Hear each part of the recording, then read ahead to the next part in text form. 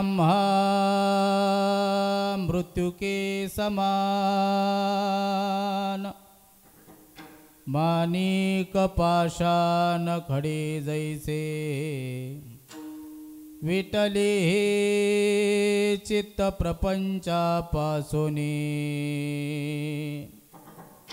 वमनते मनी बैसलेसे। तुका म्हणे तैशा दिसतील नारी, रिसाचिया परी आम्हा पुढे, विटले हे चित्त प्रपंचापासूने, वमनते मनी बैसलेसे। विठाला विठ्ठल वरं पुंडरीकाय दातुं मुनीन्द्रे, समागत्य तिष्ठं तमानन्दकन्दं, परब्रह्मलिङ्गं भजे पाण्डुरङ्गम्। मनोजवं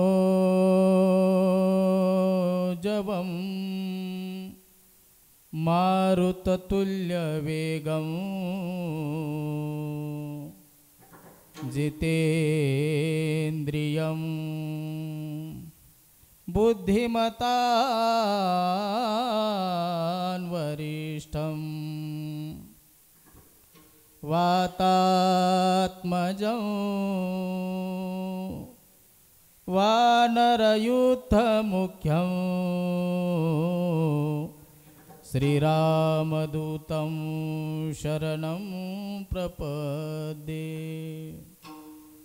ध्येयं सदा परिभवग्नमभीष्टदोहम्,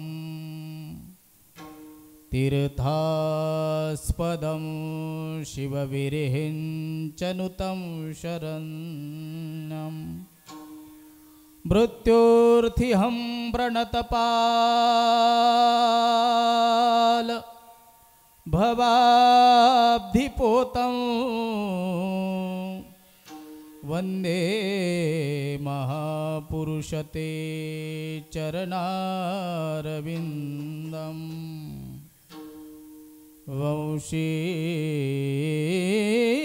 विभूषितकरां, नवनीरदाभात्, पीताम्बरादरुणबिम्बफलाधरुष्टात्। जय जय श्रीराधारमण, जय जय नवलकिशोर, जय गोपीचितचोर प्रभु,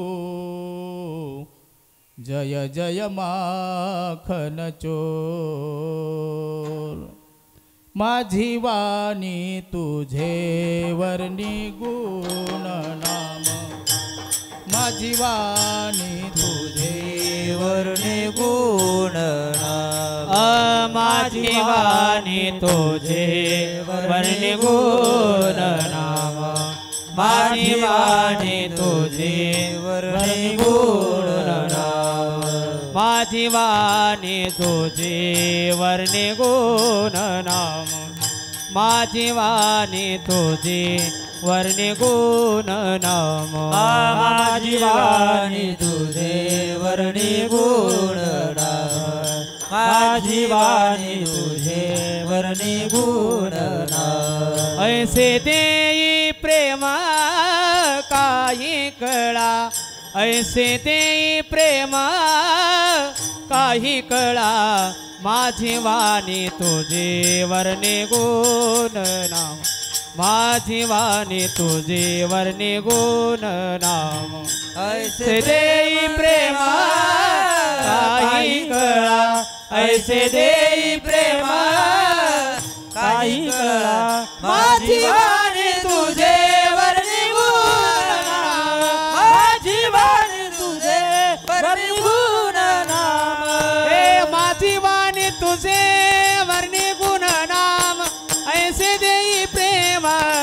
काही कळा ऐसे देई प्रेम काही कळा माझी वाणी तुझे वरी गुण नाम ऐसे देई प्रेम काही कळा ऐसे देई प्रेम काही कळा काही कळा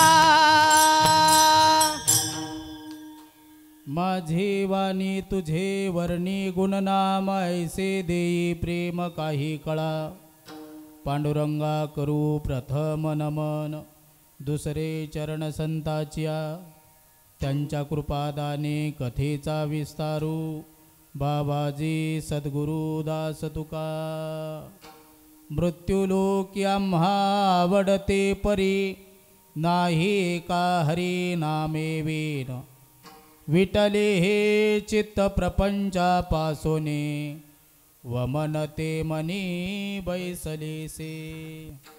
प्रस्तुत चिंतनरूपी सेवेकरिता निवडलेला अभंग अखिल कोट ब्रह्मांड नायक अकारण कारण करुणावरुणालय भक्तकाम कल्पतरुम भक्तवत्सल भगवान श्री पंढरीश पांडुरंगाचे निस्सिम भक्त जगदवंदनीय जगद्गुरु श्री संत तुकाराम महाराज यांच्या अभंग गाथेतील 4 चरणाचा आणि मृत्यूलोकाच्या ठिकाणी मला एक प्रकार आवडतो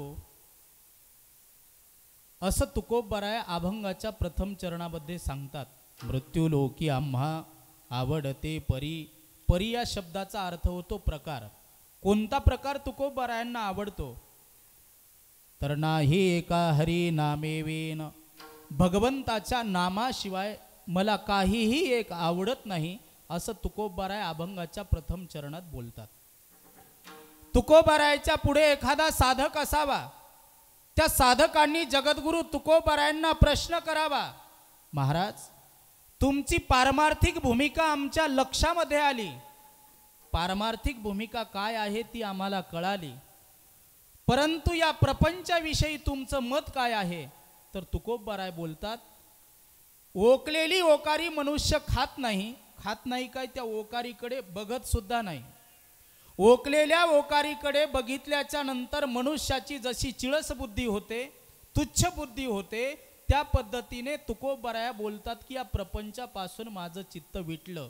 विटले हे चित्त प्रपंचापासोनी आणि म्हणून वमनते मनी बैसलेसे भगवंताचं नाम माझ्या अंतःकरणामध्ये बसलं असं दुसऱ्या चरणात सांगतात.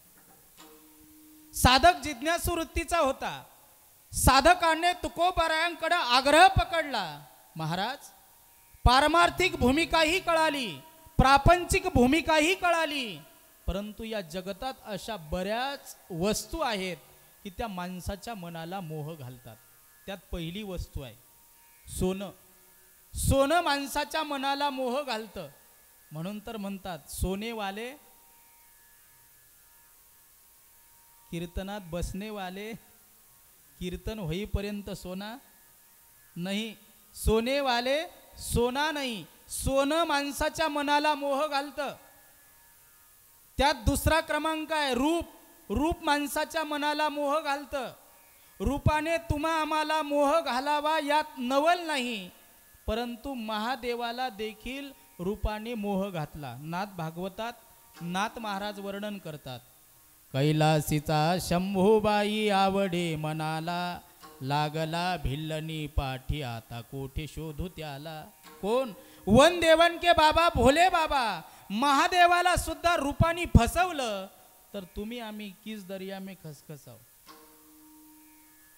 नाग से नागिन बुरी हाथ लगे तो कट जाए. नाग से नागिन बुरी हाथ लगे तो कट जाए.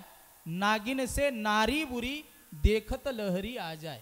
महाराज म्हणतात नाग जर चावला तर दवाखान्यापर्यंत बाबा जाऊ देईल, पण नागिन जर चावली ना दवाखान्यापर्यंत जाऊ देत नाही. त्याही पेक्षा त्याही पुढे महाराज म्हणतात नाग से नागिन बुरी हात लगे तो कट जाय. नागिन से नारी, नारी म्हणजे बाई, बाई बुरी देखत लहरी आ जाय. बाई जर चावली का माणसाचं काही खरं नाही. म्हणून रूप मोह घालतं, सोनं मोह घालतं, तर माझे तुकोबराय बोलतात, हे रूप मोह घालणाऱ्या ज्या काही वस्तू आहेत ना, ह्या मला मृत्तिका मृत्तिका यांनी मातीप्रमाणे वाटतात. त्याही पुढे माणिक मोती हे जे आहेत ह्या मला पाषाण पाषाण यांनी दगडाप्रमाणे वाटतात, असं तिसऱ्या चरणात सांगतात. अशा वस्तू माझ्या समोर कितीही उभ्या आणून केल्या तर तुकोबराया बोलतात, त्या मला तुका म्हणे तैशा दिसतील नारी आणि रिसाची या परी आम्हा पुढे. रिस रिस या शब्दाचा अर्थ होतो अस्वल.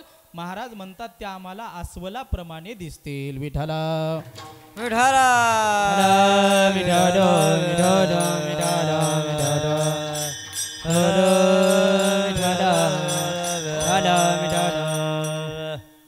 सरळ सरळ अभंगाचा 4 चरणाचा भावार्थ तुमच्या समोर प्रतिपादन केला. अभंगाकडे ओढण्यापेक्षा अल्पसा परिहार देणं अत्यंत गरजेचा असतो. तो म्हणजे असा, भगवंताचे लढिवाळ भक्त, अत्यंत प्रेमळ भक्त. प्रेम म्हटलं की ज्यांची मूर्ती डोळ्यासमोर उभी राहते असे श्री संत नामदेव महाराज यांच्या पुण्यतिथीचं अवचित्य साधून 1 दिवसीय कीर्तन महोत्सवाचं आयोजन नियोजन भांडेगाव येथील ग्रामस्थ मंडळीच्या सहकार्याने या ठिकाणी केलेलं आहे.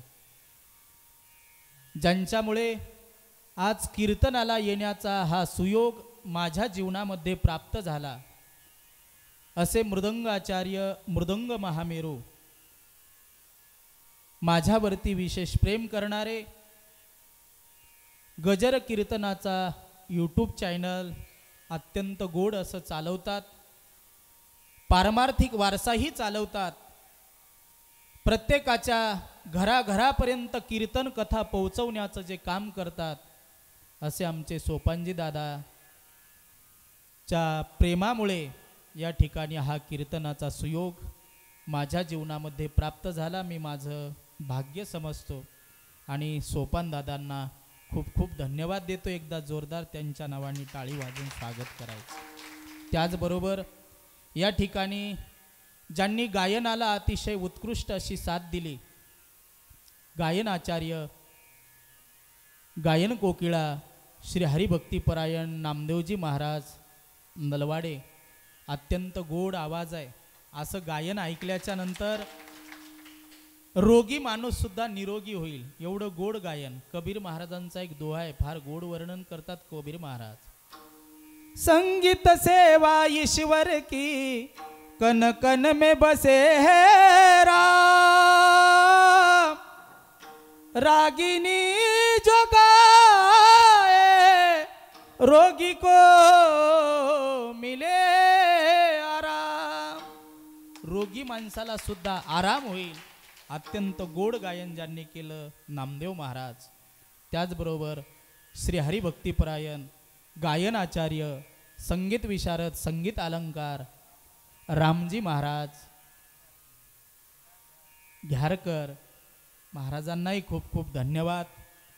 त्याचबरोबर श्री हरिभक्तीपरायण ज्यांनी अतिशय सुंदर अशी या ठिकाणी चाल गायली असे गायन आचार्य श्री हरिभक्तीपरायण आमचे विश्वनाथरावजी महाराज, त्यांनाही खूप खूप धन्यवाद.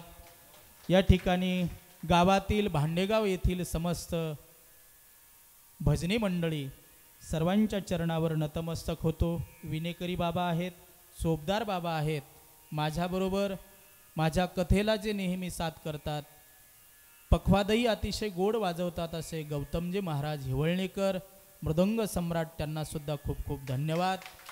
आपण देवृ श्रोतू वर्ग या ठिकाणी उपस्थित आहेत. गोपालदादा असतील, सर्व गावकरी मंडळी असतील, तुम्हा सर्वांच्या चरणावर विनम्र कोटी कोटी प्रणाम करतो. खूप खूप धन्यवाद देतो आणि उर्वरित वेळामध्ये चिंतन करण्याचा प्रयत्न करतो. विठ्ठला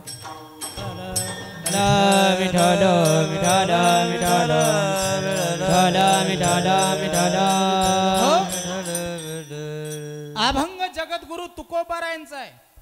अभंग 4 चरणाचा आहे. आजच्या अभंगामध्ये महाराज म्हणतात की मृत्यू लोकाच्या ठिकाणी मला प्रकार आवडतो, तो नामाचा प्रकार. तुमच्या पुढे मला 4 मुद्दे प्रतिपादन करायचे आहेत. माझा पहिला मुद्दा असा आहे, 4 वेद, 6 शास्त्र, 18 पुराण फक्त आणि फक्त तुम्हा आम्हाला भगवंताचं नामस्मरण करायला सांगतात.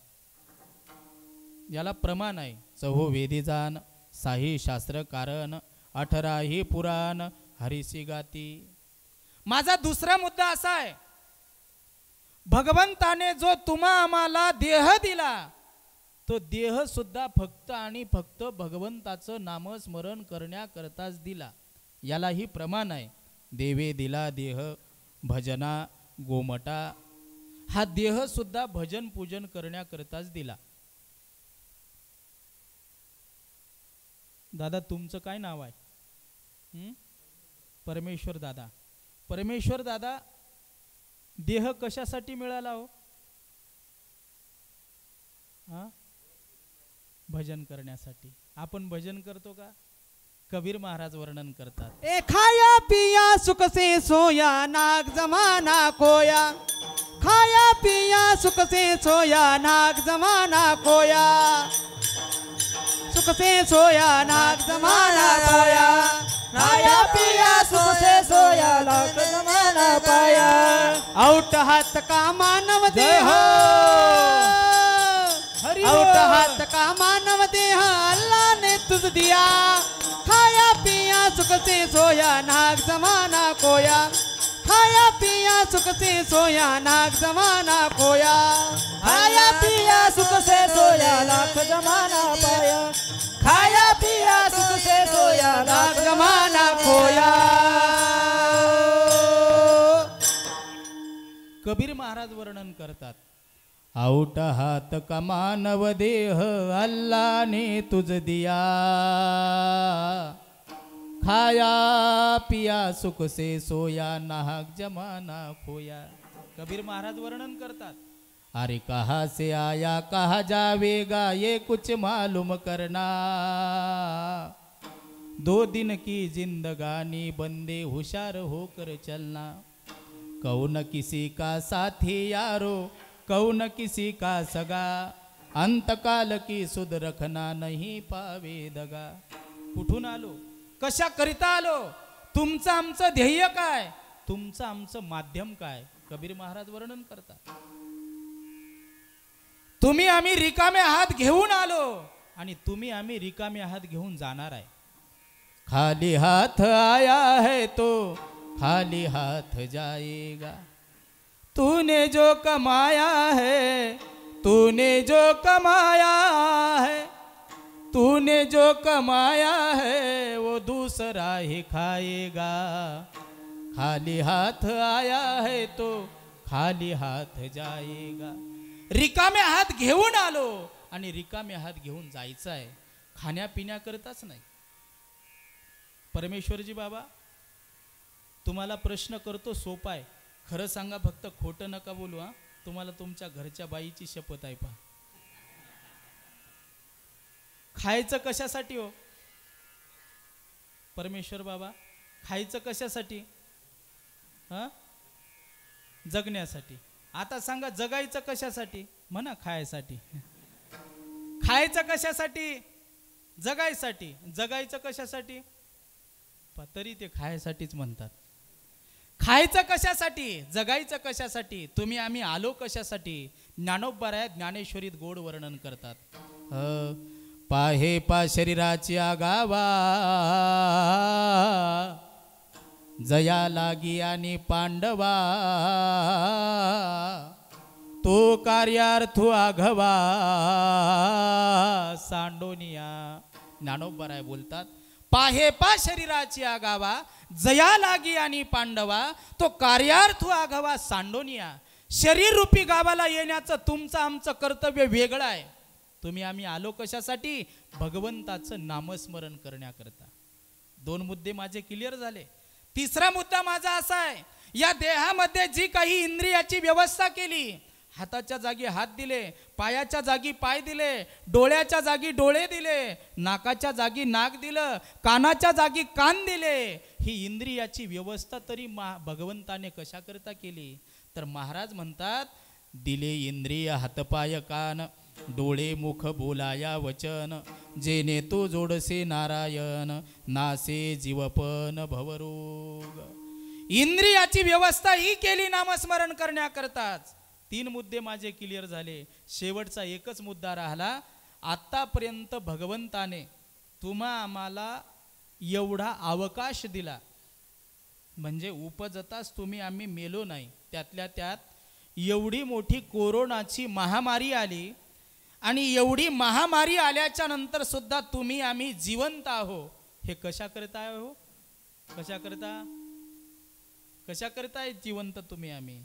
तर महाराज म्हणतात, बरवे झालो आजीवरी, नाही पडिलो मृत्यूचे आहारी, वाचोनी आलो येथवरी, उरले ते हरी तुम्हा समर्पण. 4 मुद्दे क्लिअर झाले. काळाने अवकाश दिला, जिवंत राहिलो नामस्मरण करण्याकरता. देहात इंद्रियाची व्यवस्था केली नामस्मरण करण्याकरता. देह मिळाला नामस्मरण करण्याकरता. आणि 4 वेद 6 शास्त्र सुद्धा तुम्हा आम्हाला नामस्मरण करा म्हणूनच सांगतात. मग परमेश्वर बाबा सगळीच माणसं नामस्मरण करतात का हो? आता कीर्तन होईपर्यंत मी तुम्हाला सोडत नाही. पा सगळीच माणसं नामस्मरण करतात का? नाही करत. मग सगळीच करत नाहीत का? तुम्ही बोलतच ना का कीर्तन होईपर्यंत? सगळीच माणसं नामस्मरण करतात का? नाही. मग सगळेच करत नाहीत का? करतात. काही माणसं नामस्मरण करतात ते तरी का? आणि काही माणसं नामस्मरण करत नाहीत ते तरी का? तुम्हाला शास्त्राचा सिद्धांत सांगतो. कार्यात विना कार्यण्णु भवंती. कारण असेल तरच कार्य घडतं, तंतू असेल तरच पट होतो, माती असेल तरच घट होतो, कारणाशिवाय कार्य घडत नाही. मग जी माणसं नामस्मरण करतात ती तरी का करतात? जी करत नाहीत ती तरी का करत नाहीत? तुकोबाराय बोलतात, मला तर मृत्यू लोकाच्या ठिकाणी प्रकार आवडतो, तो नामाचा प्रकार आवडतो, मी तर नामस्मरण करतो. मग तुकोबारायांना नामस्मरण आवडतं, तुम्हा आम्हाला आवडत नाही का? तुम्हा आम्हालाही आवडतं. मग तुम्ही आम्ही करतो, काही माणसं करत नाहीत. जे करत नाहीत ते का, आणि जे करतात ते तरी का? तर महाराज म्हणतात, जन्मो जन्मी आम बहु पुण्य केले, जन्मो जन्मी आम्ही, जन्मो जन्मी आम्ही बहु पुण्य केले, जन्मो जन्मी आम्ही बहु पुण्य केले, जन्मो जन्मी आम्ही. जय हो. पुण्य केले जन्मो जन्मी आम्ही बहु पुण्य केले, जन्मो जन्मी आम्ही बहु पुण्य केले, जन्मो जन्मी आम्ही बहु पुण्य केले. तेव्हा या विठ्ठले कृपा केली, तेव्हा या विठ्ठले कृपा केली, जन्मो जन्मी आम्ही बहु पुण्य केले, जन्मो जन्मी आम्ही बहु पुण्य केले, जन्मो जन्मी आम्ही. या विठ्ठले कृपा केली, तेव्हा या विठ्ठले कृपा केली, जन्मो जन्मी आम्ही बहु पुण्य केले, जन्मो जन्मी आम्ही बहु पुण्य केले, जन्मो जन्मी आम्ही.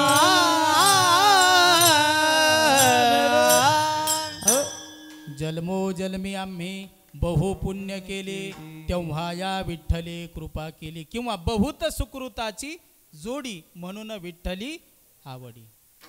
पुण्य असल्यामुळे नामस्मरण करतात. मग जी माणसं नामस्मरण करत नाहीत, कीर्तनाला येत नाहीत, कथेला येत नाहीत, ते तरी का? यालाही कारण आहे. याला कारण काय? ते म्हणजे फक्त आणि फक्त ते त्यांचं पाप आहे. पाप आहे म्हणून माणसं नामस्मरण करत नाही. पाप आहे म्हणून माणसं कीर्तनाला येत नाही, पाप आहे म्हणून माणसं कथेला येत नाही. कारण पाप हे कुणालाही चुकत नाही. पाप तलवारीपेक्षा धारदार असतं, पाप विषापेक्षा मारक असतं, पाप अग्नीपेक्षा दाहक असतं. पाप लहान असो, तरुण असो, म्हातारा असो, महाराज असो, नाहीतर महाराजाचा म्हणा ना, काही हरकत नाही, महाराजाचा बाप असो, महाराजाच्या बापाला देखील पाप चुकत नाही, ते भोगावंच लागतं. एक माणूस तुम्हाला उदाहरण सांगतो, काळजीपूर्वक ऐका.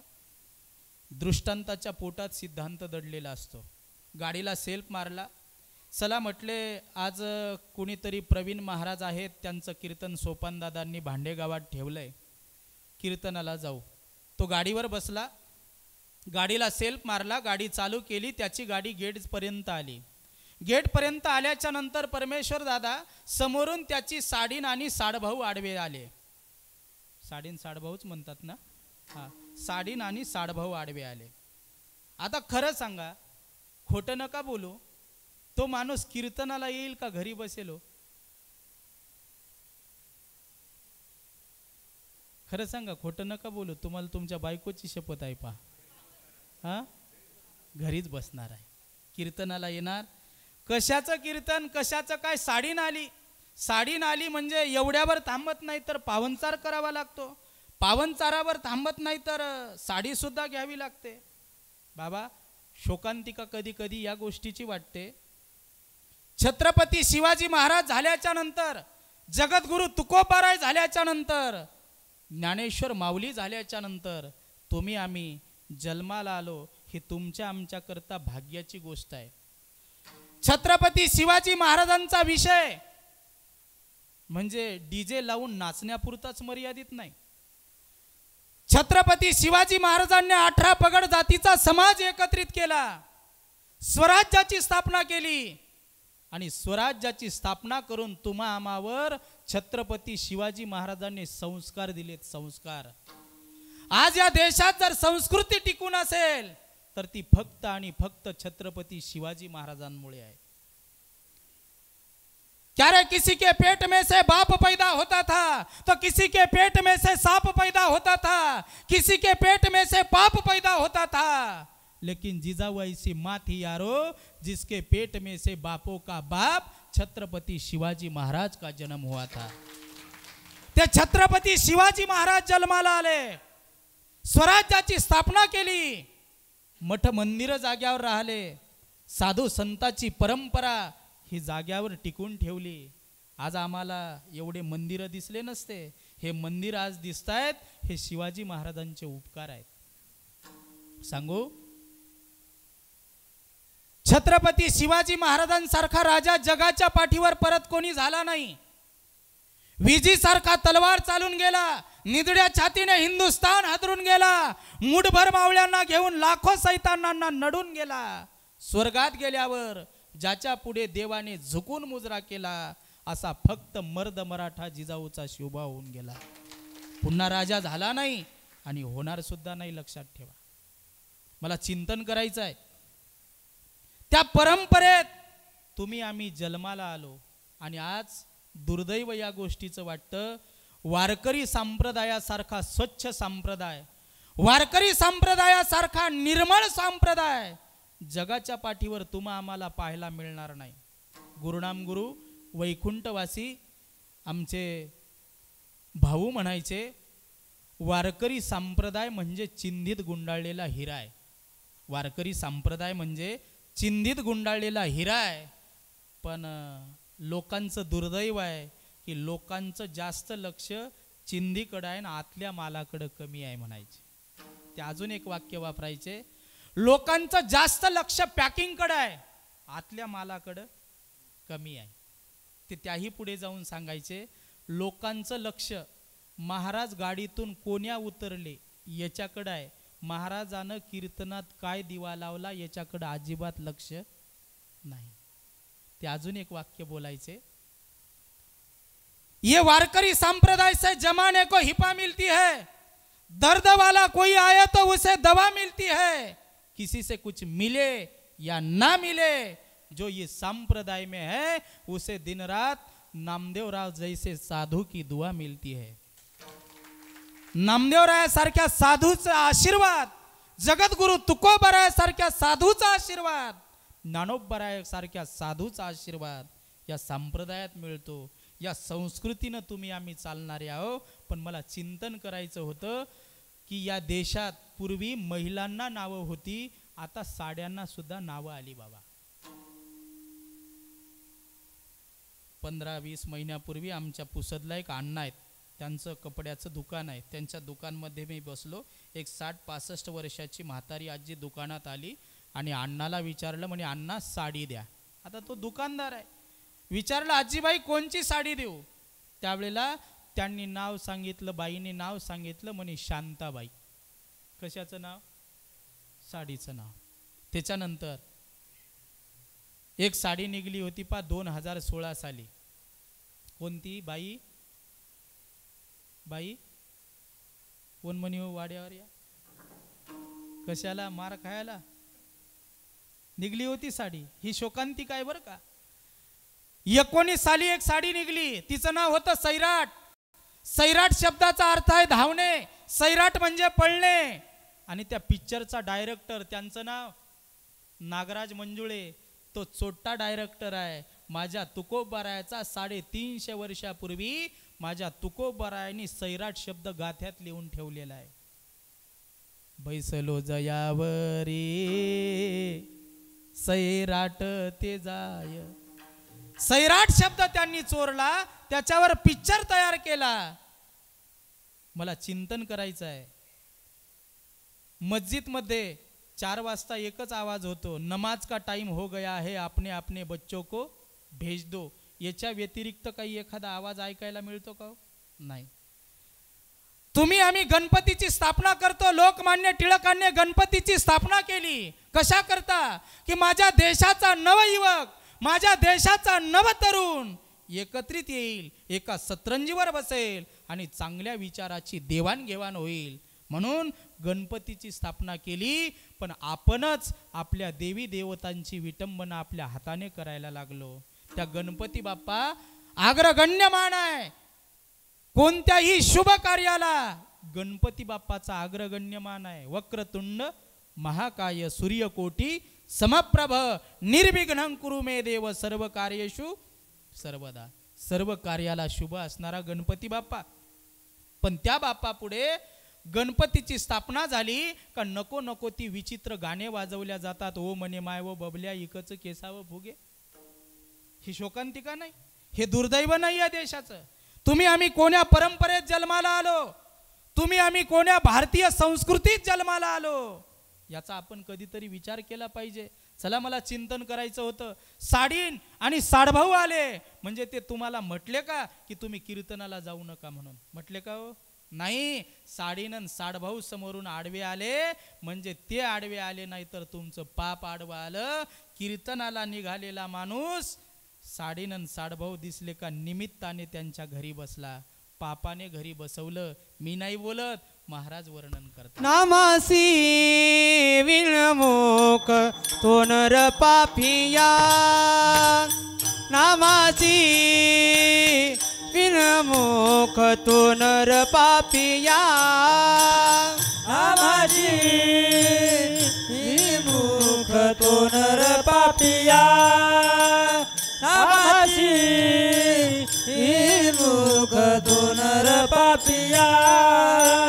हरि विना धावया न पावे कोणी. हरि विना धावया न पावे कोणी. हरि मुखे मना, हरि मुखे मना. हरि मुखे मना, हरि मुखे मना. हरी मुखे मना, हरी मुखे मना. हरी मुखे मना, हरी मुखे मना. हरि मुखे मना. नामासी विनमुख तो नर पापिया. हरिविन धावया न पवे कोणी. किंवा महाराज म्हणतात पाप त्यांचं आडवं येतं आणि ते पाप आडवं आलेलं असल्यामुळं काही माणसं नामस्मरण करत नाहीत. तुकोबाराय बोलतात माझं जन्मोजन्मीचं पुण्य आहे आणि पुण्य असल्यामुळे मी नामस्मरण करतो. मग नामस्मरण का करतो तर या नामात 4 प्रकारचे गुण आहेत. किती प्रकारचे? 4 प्रकारचे गुण आहेत. नामात पहिला गुण आहे मंगलरूपता, नामात दुसरा गुण आहे नित्यता, नामात तिसरा गुण आहे सर्वश्रेष्ठता आणि नामात चौथा गुण आहे मोक्ष फलदायिता. हे 4 प्रकारचे नामात गुण आहेत.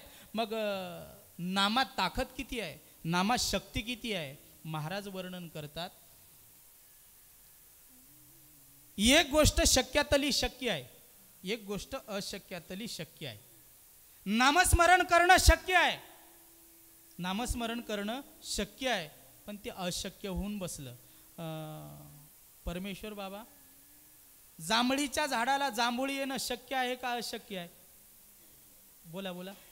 शक्य आहे. बोरीच्या झाडाला बोर येणं शक्य आहे का अशक्य आहे? शक्य आहे. जांभळीच्या झाडाला जांभूळ येणं शक्य आहे का अशक्य आहे? शक्य आहे. गाईला बछडा होणं शक्य आहे का अशक्य आहे? शक्य आहे. बाईला मूल होणं शक्य आहे का अशक्य आहे? शक्य आहे. तरुण माणूस म्हातारा होणं शक्य आहे का अशक्य आहे? बोला ना. शक्य आहे. काळे केस पांढरे होणं शक्य आहे का अशक्य आहे? शक्य आहे. पांढरे केस काळे होणं शक्य आहे का अशक्य आहे? म्हणा शक्य आहे. पांढरे केस काळे होणं शक्य नाही. काही काय म्हणत असतील महाराज डाय लावली की काळे होतात, पण त्याच्यात प्रकार असा आहे, ज्या दिवशी डाय लावली त्याच दिवशी केस काळे पडतात आणि दुसऱ्याच दिवशी असे बांड्या कुत्र्यासारखे तोंडवरी काढतात. निसर्गाचा नियम आहे. त्या निसर्गाच्या नियमासमोर आम्हाला जाता येत नाही. मग नामस्मरण करणं हा जीवाचा स्वभाव आहे आणि तो त्याने सोडला नाही पाहिजे. महाराज अजून 4 वर्ग समाजामध्ये सांगतात. एक वर्ग समाजात असा आहे की तो परमार्थही करतो आणि प्रपंचही करतो. एक वर्ग असा आहे की तो फक्त परमार्थच करतो, प्रपंच करत नाही. एक वर्ग असा आहे की तो फक्त प्रपंचच करतो, परमार्थ करत नाही. आणि एक वर्ग असा आहे की तो परमार्थही करत नाही आणि प्रपंच सुद्धा करत नाही. आता ऐका. एक वर्ग असा आहे तो परमार्थही करतो आणि प्रपंचही करतो. तो वर्ग म्हणजे बेंडकीच्या जातीचा वर्ग आहे. बेंडूक, बेंडूक माहिती आहे ना? बेंडकी, बेंडकी केवढी असते विनेकरी बाबा? एवढी केवढी? अहो एवढी पहा, एवढी म्हणतात ते. अहो बेंडकी छोटी एवढी एवढी लहान बेंडकी असते. बेंडकी पाण्यातही असते आणि वरही राहते. तसं काही माणसं परमार्थही करतात आणि प्रपंचही करतात. आता ऐका. एक वर्ग सांगितला की तो फक्त आणि फक्त प्रपंचच करतो, परमार्थ करत नाही. तो वर्ग म्हणजे पिसाळलेल्या कुत्र्याचा वर्ग आहे. तो काय करतो? काय करतो? तुम्ही बोलतच ना का आजच्या दिवस? काय करतो? फक्त प्रपंचच करतो, परमार्थ करत नाही. तो वर्ग म्हणजे पिसाळलेल्या कुत्र्याचा वर्ग आहे. पिसाळलेला कुत्रा पाण्याजवळ गेला की पिसाळलेला कुत्रा पाण्याजवळ गेला की मेलाच. अहो त्याचं मरण हे अटळच आहे. हा एक वर्ग समाजात आहे. एक वर्ग असा आहे की तो प्रपंचही करतो, परमार्थही करतो. एक वर्ग फक्त प्रपंचच करतो, परमार्थ करत नाही. एक वर्ग असा आहे की तो फक्त आणि फक्त परमार्थच करतो, प्रपंच करत नाही. तो वर्ग म्हणजे माशाचा वर्ग. मासा माहिती आहे ना? पाण्यातला मासा. पाण्यातला मासा काढायचा आणि 10 लिटर तुपाच्या पिप्यात टाकायचा. मासा किती दिवस वाचेल हो? किती दिवस वाचेल? जसा पाण्याचा आणि माशाचा वियोग झाला की माशाचं मरण हे अटळ आहे, तसंच एक वर्ग समाजात असा आहे की त्याला फक्त आणि फक्त परमार्थच आवडतो, प्रपंच अजिबात आवडत नाही. तुकोबराय वर्णन करतात. जीवना वेगळी मासोळी, जीवना वेगळी मासोळी, तैसा तुका तळमळी, तैसा तुका तळमळी, जीवना वेगळी मासोळी, हे जीवना वेगळी मासोळी. तसं तुकोबाराय म्हणतात, जसा माशाचा आणि पाण्याचा वियोग व्हावा, माशाला मरण यावं, तसंच महाराज म्हणतात मी भगवंताच्या नामस्मरणा वाचून एक सेकंदभर सुद्धा राहू शकत नाही.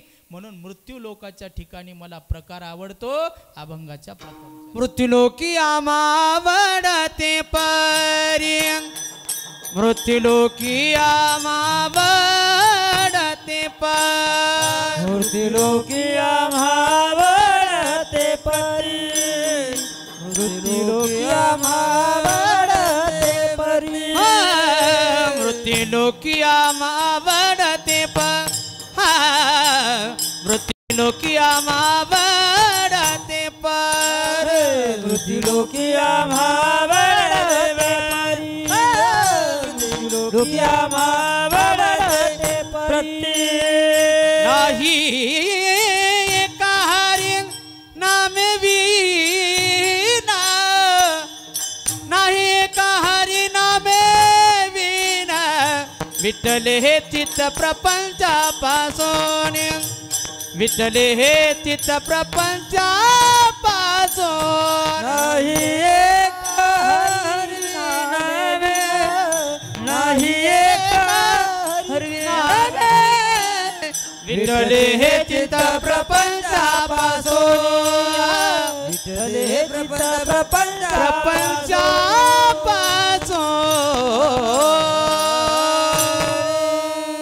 म्हणून तुकोबाराय अभंगाच्या प्रथम चरणात सांगतात की मृत्यूलोकी आम्हा आवडते परी, नाही एका हरी नामेवीन. तुकोबाराय बोलतात मला भगवंताचं नाम आवडतं. महाराजांना कोणी विचारलं होतं का की तुम्हाला काय आवडतं, विचारलं होतं का? नियम असा आहे की विचारल्याशिवाय कुणी कुणाला काही सांगू नाही. मग तुकोबाराय का म्हणतात, तुम्हाला तर विचारलं नाही, तुम्ही म्हणता प्रकार आवडतो नामाचा, तुम्हाला कुणी विचारलं? तर असं आहे बघा, आंधळा माणूस रस्त्याने जात असेल तर त्याला रस्ता दाखवणं हा चांगल्या माणसाचा गुणधर्म असतो किंवा स्वभाव असतो. चांगला स्वभाव हा माणसाने कधी सोडू नये. माणूस कुणाला म्हणतात, जो संकटात दुसऱ्याच्या कामी उपयोगी पडतो आणि जो दुसऱ्याच्या सुखात सामील होतो, जो दुसऱ्याचं दुःख बघून दुःखी होतो, दुसऱ्याचं सुख बघून सुखी होतो, त्याला माणूस म्हणतात. साने गुरुजींनी गोड वर्णन केलेलं आहे. किसी के काम जो आए उसे इंसान कहते हैं, पराया दर्द अपनाए उसे इंसान कहते हैं. कभी सुख है कभी दुख है, इसी का नाम जीवन है. जो मुश्किल में ना घबराए उसे इंसान कहते हैं. महाराज न विचारता तुम्हा आम्हाला सांगतात का, तर बुडते हे जन न देखवे डोळा, येतो कळवळा म्हणून या. महाराज सांगतात का आवडलं, तर या नामात 4 प्रकारचे गुण आहेत आणि गुण असल्यामुळे मला नाम आवडलं असं महाराज म्हणतात. मग साधकाने विचारले, महाराज प्रापंचिक भूमिका तुमची कशी आहे आम्हाला सांगा. तर महाराज सांगायला लागले की बघा, प्रपंचापासून माझं चित्त विटलं. आता का विटलं हो प्रपंचापासून चित्त बाबा? प्रपंच करणं चांगली गोष्ट आहे का वाईट आहे? विनेकरी बाबा, चांगली आहे, चांगली आहे. मला काय माहित, मी दुसरी सोयरीक आणली अशी. प्रपंच करणं चांगलं आहे. आता सांगा बाबा विनेकरी बाबा, बायको करणं चांगली गोष्ट आहे का वाईट आहे? लग्न झालंय ना तुमचं, चांगलं आहे का वाईट आहे? चांगलं आहे. ते आजूकही चांगलं आहे म्हणतात. चांगलं आहे, चांगलं आहे. प्रपंचात पैसे कमावणं चांगलं आहे का वाईट आहे? बोला बोला बाबा, चांगलं आहे का वाईट आहे? चांगलं आहे.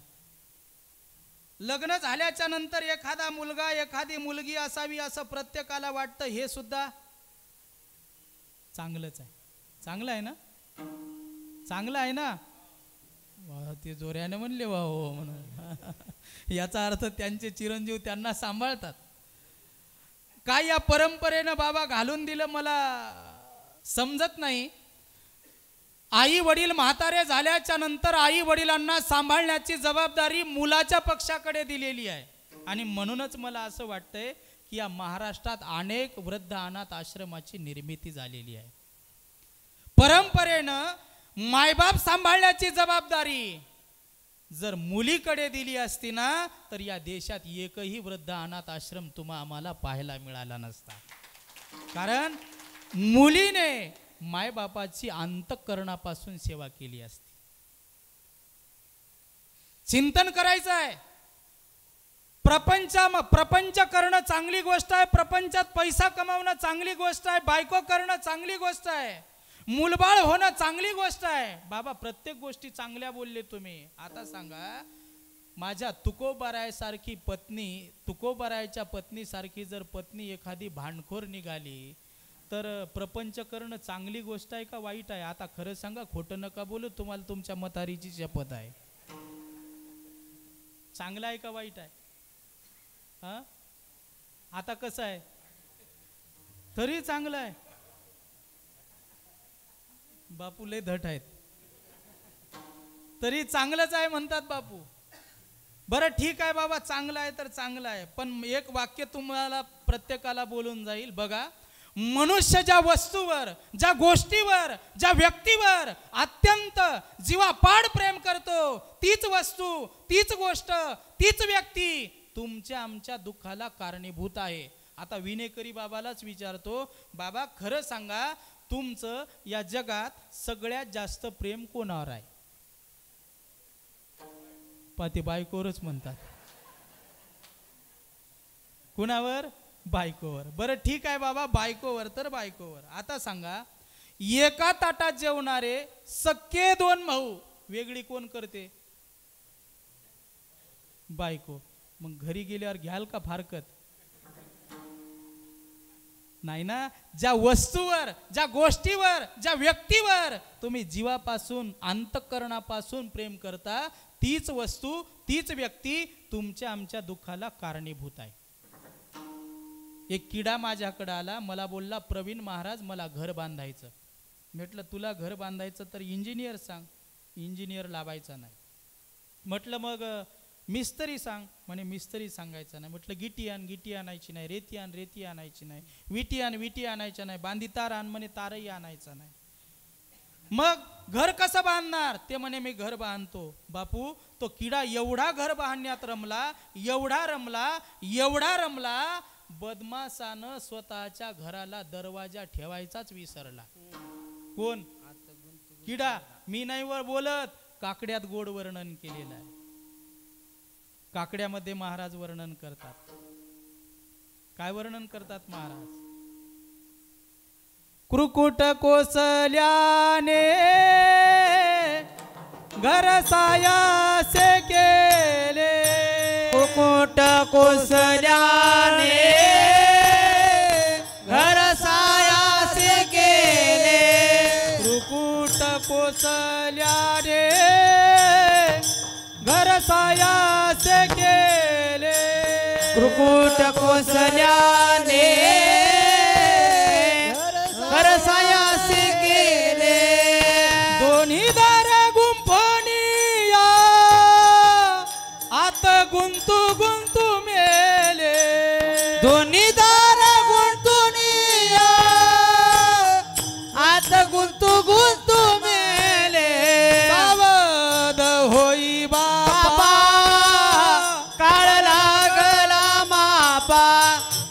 सावध होई बापा काळ लागला बापा सावध होई बापा काळ लागला बापा सावध होई बापा काळ लागला बापा.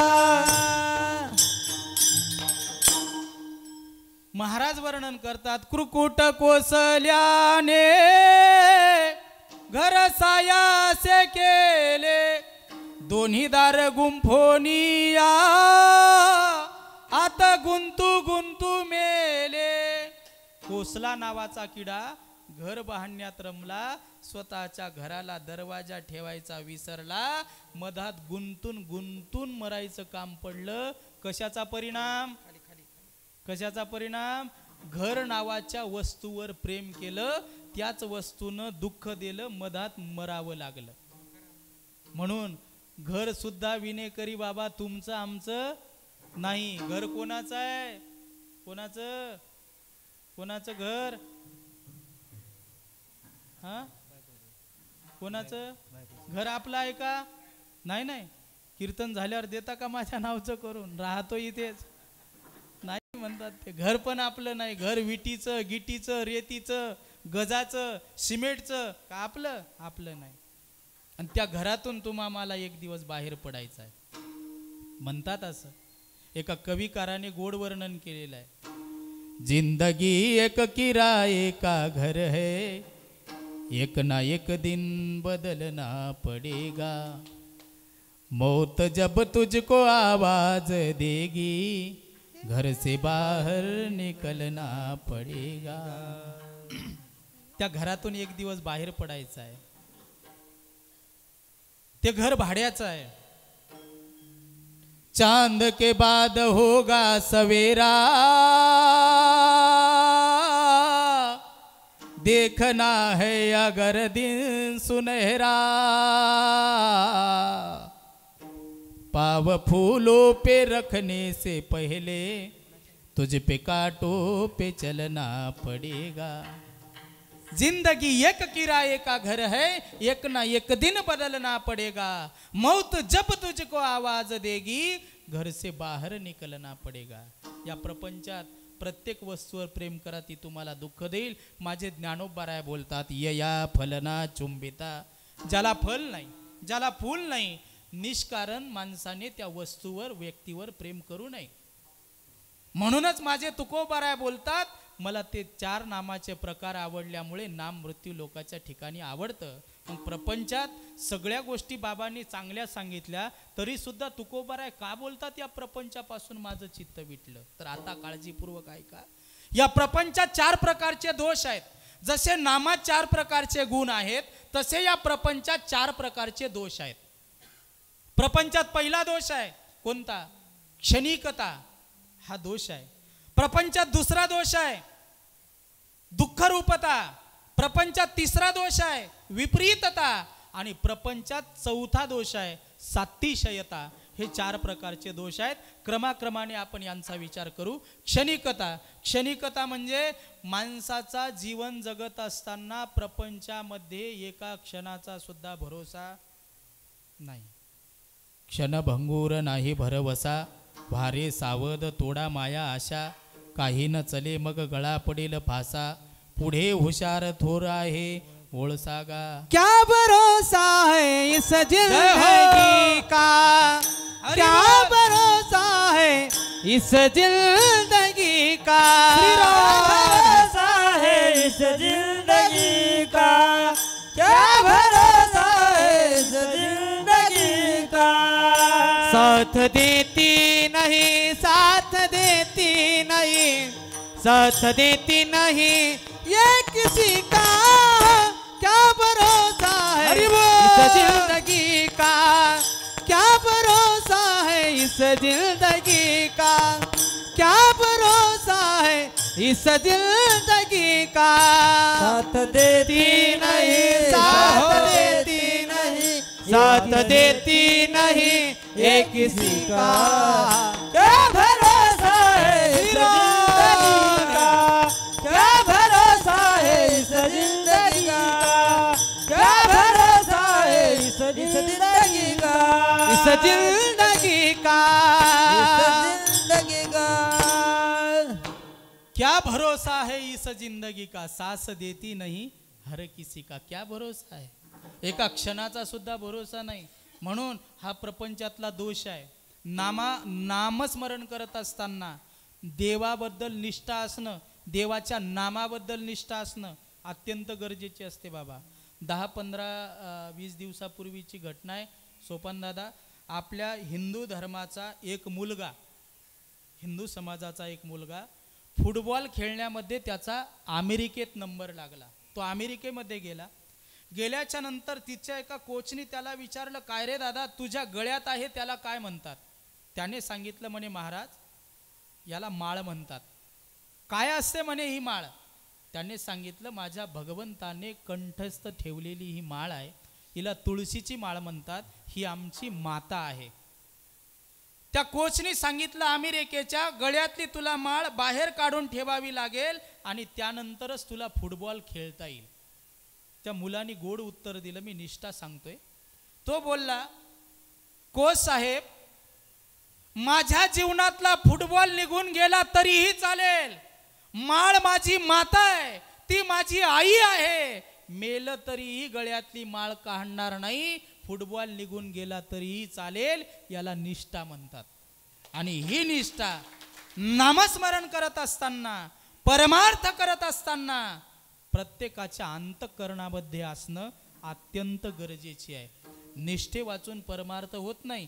परमार्थ म्हणजे काय हो, इकडचा डोंगर उचलायचा आणि इकडे ठेवायचा असा काही परमार्थ नसतो. कशाला म्हणतात परमार्थ. हे संपूर्ण जग कसं आहे, संपूर्ण जग कसं आहे बाबा, कसं आहे, खरं आहे का खोटं आहे, खोटं आहे. संपूर्ण जग खोटं आहे. खोटं असताना सुद्धा कसं वाटतं, खरं वाटतं. महाराज म्हणायचे परमार्थ म्हणजे काय, हे संपूर्ण जग खोटं आहे, खोटं असताना सुद्धा खरं वाटतंय. महाराज म्हणायचे त्याऐवजी हे संपूर्ण जग ज्या दिवशी खोटं वाटलं त्या दिवशी समजायचं झाला परमार्थच. आता हे संपूर्ण जग खोटं वाटणं बाबा एवढं सोपं आहे का. बायको खोटी वाटणं, मुलं बाळं खोटे वाटणं, प्रपंच खोटा वाटणं एवढं सोपं आहे का हो, एवढा सोपा आहे. एका क्षणाचा सुद्धा भरोसा नाही बरं का.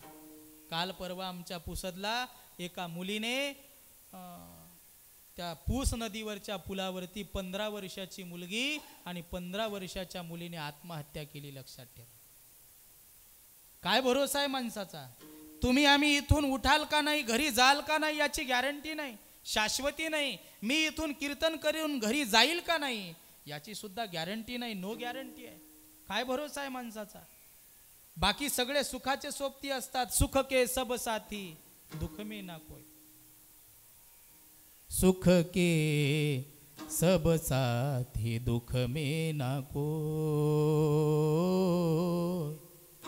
मेरे राम तेरो नाम, सुख के सब साथी दुख में ना कोई, ना कुछ तेरा ना कुछ मेरा, ये जग जोगी वाना तेरा, राजा हो या रंक सभी का, राजा हो या रंक सभी का, अंत एक जैसा होय, सुख के सब साथी दुख में ना कोई. महाराज म्हणतात जन हे सुखाचे, दिल्या घेतल्याचे, अंत हे काळीचे नाही कोणी, झाल्याहीन शक्ती नाक डोळे गळती, सांडोनिया पळती रांडापोरे. म्हातारपण येऊ द्या, म्हातारपण फार कठीण आहे. हातात काठी आली, डोळ्याला चष्मा आला, बाज आली, त्या दिवशी समजून चालायचं फार कठीण आहे. म्हणून तर मी नेहमी सांगत असतो 2 लोकांचे उपकार आहेत, 3 लोकांचे उपकार आहेत. एक भगवंताचे, दुसरे संतांचे आणि तिसरे उपकार म्हणजे स्वतःच्या मायबापांचे आहे. ज्या दिवशी घरातले मायबाप जातील त्या दिवशी समजून चालायचं की तुमचा प्रेमाचा समुद्र आटला. ज्याला आई नाही त्याला विचारा आईची किंमत काय असते. ज्याला हात नसतात त्याला विचारा हाताची किंमत काय असते. ज्याला पाय नसतात ना दादांनो त्याला विचारा पायाची किंमत काय असते. ज्याला डोळे नसतात त्याला विचारा डोळ्याची किंमत काय असते. आणि ज्याला आई नसते ना त्याला विचारा आईची किंमत काय असते. मी नेहमी सांगत असतो लहानपणी आई सोडून जाऊ नये. तरुण वयात एकुलता एक मुलगा मरण पावू नये. याच्यासारखं जगात दुसरं दुःख कोणतं नाही. लहानपणी ज्याची आई गेली त्याच्या जीवनातली माया संपली. त्यांचे उपकार आहेत. एका कविकाराने गोड वर्णन केलेलं आहे. हंबरून वासराले चाटते जव्हा गाय तव्हा मले त्याच्या मध्ये दिसते माझी माय. दिसते माझी माय रे दिसते माझी माय. आया बाया म्हणत होत्या होतो जेव्हा ताना दुष्काळात माईचा माझ्या आटला होता पाना. पिठामंदी पाणी टाकून मले पाज जाय तव्हा मले त्याच्यामध्ये दिसते माझी माय. दिसते माझी माय रे दिसते माझी माय. काट्या कुट्या येचा याला माय जाय राणे पायात नसे वाहन तिच्या फिरे आणवाने. काट्या कुट्या तिचं काही मानत नसे पाय तव्हा मले त्याच्यामध्ये दिसते माझी माय. दिसते माझी माय दिसते माझी माय. माझा बाप रोज लावी मायेच्या माग टुमणं. बस झालं शिक्षण आता करू दे याला काम. शिकून शान कुठं मोठा मास्तर होणार हाय. शिकून शान कुठं मोठा आमदार होणार हाय. तव्हा मले त्याच्यामध्ये दिसते माझी माय. दिसते माझी माय दिसते माझी माय. हंबरून वासराले चाटती जवा गाय तव्हा मले त्याच्यामध्ये दिसते माझी माय. दिसते माझी माय दिसते माझी माय. दिसते माझी माय माय माय. म्हणून 3 लोकांचे उपकार असतात. चला मी चिंतन करत होतो की या प्रपंचामध्ये बाबांनी जसं सांगितलं की सगळ्या गोष्टी चांगल्या आहेत. क्षणिकता या विषयावरती बोलत होतो. हा दोष आहे प्रपंचातला. हा दोष तुकोबारायांना कळाला की या देहाचं काही खरं नाही. एक महाराजांचा गोड श्लोक आहे पहा.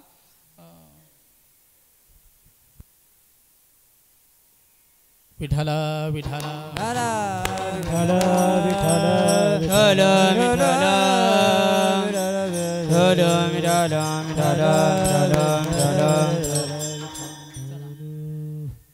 चिंतन मला करायचं आहे क्षणिकता. हा दोष तुकोबारायांना कळाला. दुसरा दोष असा आहे महाराज म्हणतात दुःख रूपता. या प्रपंचात सर्व दुःखच आहे.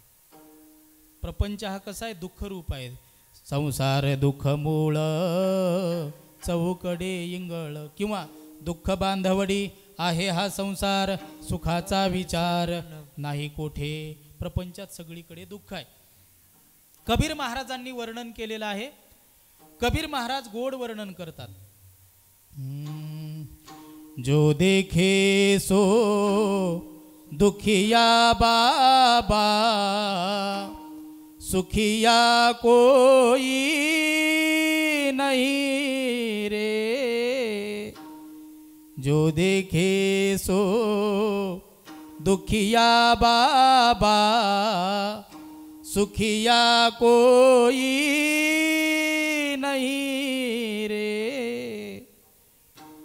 जोगी दुखिया जंगम दुखिया दुखिया धन रंकारे. दुखिया धन रंकारे. आशा मनशा सब घट व्यापी. उदरी माया त्यागी रे. प्रत्येक माणूस दुःखी आहे. त्याच्यात महाराज म्हणतात जोगी दुःखी आहे, जंगम दुःखी आहे. त्याही पुढे महाराज सांगतात राजाही दुःखी आहे, राजाची प्रजाही दुःखी आहे. एवढ्यावरच महाराज थांबले नाही, तर महाराज म्हणतात ज्या ब्रह्मा विष्णू शंकराने जी ही सृष्टी निर्माण केली ते सुद्धा दुःखी आहे. कोणताही महल खाली नाही, प्रत्येक मनुष्य दुःखी आहे, सुखी कोणी नाही. प्रपंच हा दुःखरूप असल्यामुळे हा एक दोष तुकोबारायांना कळाला, दुःखरूपता.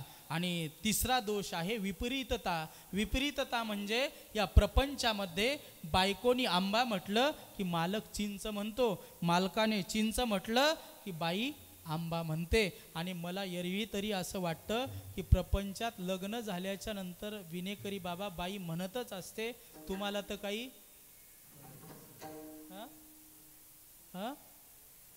तुम्हाला तर काही काय म्हणते बाई, तुम्हाला तर काही बोला काहीतरी असे म्हणते होय.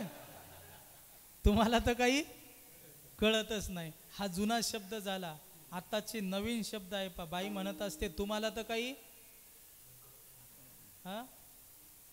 तुम्हाला तर काही नाही समजत नाही, हाही जुना शब्द आहे बाबा. कळत नाही हाही जुना शब्द आहे. आता नवीन निघालेला शब्द आहे तुम्हाला तर काही नाही, डोकं नाही हा सुद्धा जुना शब्द आहे. आताचा नवीन शब्द आहे तुम्हाला तर काही कोण म्हणी अक्कल नाही, बरोबर आहे. अशी म्हणत असते तुम्हाला तर काही अक्कलच नाही. बाई जर असं म्हटली बाबा, तिला म्हणायचं अक्कल नव्हती म्हणून तर तुझ्यासारखी पागल माझ्या पदरात पडली. अक्कल असती तर केली असती का? नसती केली. ही प्रपंचातली विपरीतता आहे. मालक आंबा म्हणतो, बाई चिंच म्हणते. बाईनं चिंच म्हटलं की मालक आंबा म्हणतो. हा एक दोष तुकोबारायांना कळाला. चौथा दोष आहे सातिशयता. सातिशयता म्हणजे सोपान दादाकडे जर फोर व्हीलर गाडी असेल तर एखादा बोलतो की त्यांच्याकडे फोर व्हीलर गाडी आहे, माझ्याकडे टू व्हीलर तरी असली पाहिजे. म्हणजे त्यांची प्रगती बघून त्यांच्या प्रगतीवर जळणं याला सातिशयता म्हणतात. आता तुम्हाला एक वाक्य सांगतो, काळजीपूर्वक ऐका.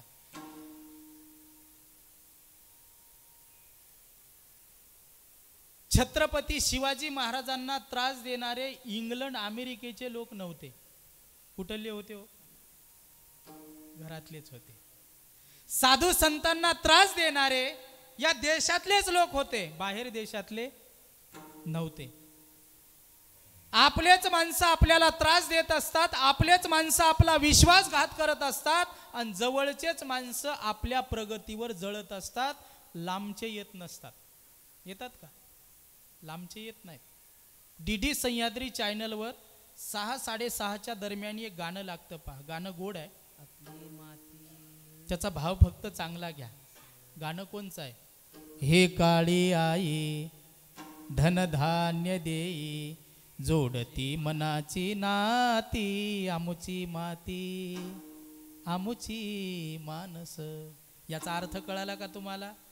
आमचेच माणसं आमचीच माती. आपलेच लोक आपलीच माती करत असतात. आपलेच लोक आपलंच वाटोळं करत असतात. आपलेच लोक आपल्याच प्रगतीवर जळत असतात, बाहेर देशातले नाही. आणि आपल्या लोकांनी जर आपल्या लोकांना जर प्रेरणा दिली असती, त्याची प्रगती बघून जर तुम्हाला समाधान झालं असतं, तर या देशाचं चित्र फार वेगळं राहिलं असतं, फार वेगळं. पण आपलेच लोक आपल्याला त्रास देतात. म्हणून तर म्हणतात हमे तो आपनोने. आपलेच लोक आपल्याला लुटण्याच्या मागे असतात. मी नेहमी वाक्य सांगत असतो, गल्लीत 4-2 डुकरं असल्याशिवाय गल्ली स्वच्छ राहत नाही. माणसाच्या जीवनात 4-2 निंदा करणारी माणसं असल्याशिवाय माणसाच्या जीवनाची प्रगती होत नाही. माझे तुकोबाराय बोलतात, असो आईसे खळफार आम्हा तयाचे उपकार, करती पातकाची धुनी मोलन घेता साबणी. एखाद्या गुरुनं जर शिष्याला कपडे धुवायला सांगितले तर शिष्य गुरुकडून साबण मागतो. तेच कपडे जर धोब्याकडे धुवायला टाकले तर धोबी पैसे मागतो, पण तुमची निंदा करणारा माणूस, तुमच्या प्रगतीवर जळणारा माणूस तुम्हाला साबणही मागत नाही, तुम्हाला पैसेही मागत नाही, तुमचे पापरूपी कपडे धुवून दिल्याशिवाय राहत नाही. हे त्याचे उपकारच आहेत ना आपल्यावर. झाली पाहिजे निंदा माणसाची. जोपर्यंत निंदा होणार नाही तोपर्यंत प्रगती होणार नाही. आणि मला वाटते निंदा होतच असते. म्हणून तर आमच्या इकडे म्हणतात निंदकाचे घर असावे जिल्ह्यात. हा, इकडे शेजारी असते का? हा, निंदकाचे घर असावे जिल्ह्यातही नाही, निंदकाचे घर असावे तालुक्यातही नाही, निंदकाचे घर असावे शेजारी. आणि मला वाटते ते शेजारीच असते, लक्षात ठेवा. म्हणून आपलीच माणसं आपल्याला त्रास देतात, लांबचे लोक नाही देत. पहा तुम्ही पाठीमागे आपल्या एक देशाचा नौजवान नकळत चुकीने पाकिस्तानच्या बाउंड्रीत गेला, 3.5 दिवस बर्फात राहिला. त्यांच्या एका देश सैनिकांनी विचारलं, 4थ्या दिवशी आपला नौजवान वापस आला आणि त्याने विचारलं, भारत देशाचा नौजवान नकळत चुकीने आपल्या बाउंड्रीत आला होता, त्याला तुम्ही न मारता वापस कसं जाऊ दिलं? कसं जाऊ दिलं? त्यावेळेला आपल्या एका देश सैनिकांनी एक शेर लिहिला होता. शेर फार गोड होता. शेर असा होता, अरे जलते हुए दियो को परवाने क्या बुझाएंगे, जलते हुए दियो को परवाने क्या बुझाएंगे, जो मुर्दों को नहीं जलाते वो मर्दों को क्या जलाएंगे. महाराज, जी माणसं स्वतःच्या माणसाला जाळू शकत नाही ती आमच्या नौजवानांना काय मारतील. आजची 26 तारीख आहे. आजचा दिवस या देशासाठी काळा दिवस आहे. आजच्याच दिवशी पाठीमागे जो झालेला हल्ला, कोणचा? कारगिल, त्या हल्ल्यामध्ये या देशाचे 42 जवान माती करता, धर्मा करता, देशा करता शहीद झाले. कित्येक माईच्या पोटचा गोळा गेला, कित्येक महिलांच्या कंपाळाचं कुंकू पुसल्या गेलं, कित्येक लहान लहान मुलं अनाथ झाली. की आज त्या लेकरांना बाप कुणाला म्हणावं? बाप सुद्धा नाही. 42 जण या माती करता, धर्मा करता, देशा करता शहीद झाले. बघा, करा विचार. जी माणसं स्वतःच्या रक्ता करता जगतात, स्वतःच्या परिवाराकरता जगतात, अहो तेच रक्त तुम्हाला एक दिवस विसरल्याशिवाय राहणार नाही. जो माणूस देव, धर्म, देशाकरता जीवन जगत असतो, लोक मेल्याच्या नंतर सुद्धा त्याला कधी मरू देत नाहीत, कधीच मरू देत नाहीत. म्हणून तर म्हणतात, जे देशासाठी लढले ते अमर हुतात्मे झाले, ते अमर हुतात्मे झाले. सोडिले सर्व घरदार, सोडिला सुखी संसार, ज्योती समजीवन जगले, ते अमर हुतात्मे झाले, ते अमर हुतात्मे झाले. आजही आपल्याला त्यांचं स्मरण करावं लागतं. एक सत्य घडलेली घटना सांगतो. भगतसिंग, सुखदेव.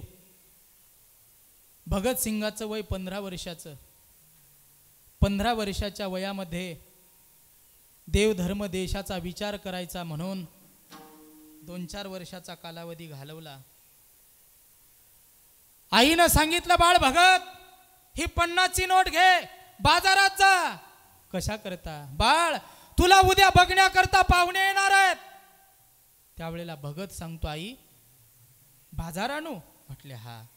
बाजार हातात 50ची नोट घेतली, पिशवी घेतली, बाजार करण्याकरता चालले. जात असताना मनात विचार आला, उद्या पाहुणे येतील, ते मला पसंत करतील, माझं लग्न होईल, मी माझा प्रपंच थाटामाटाने करेल. पण उद्या या देशाचा प्रपंच कोण करेल? जे गेले ते तिकडच गेले.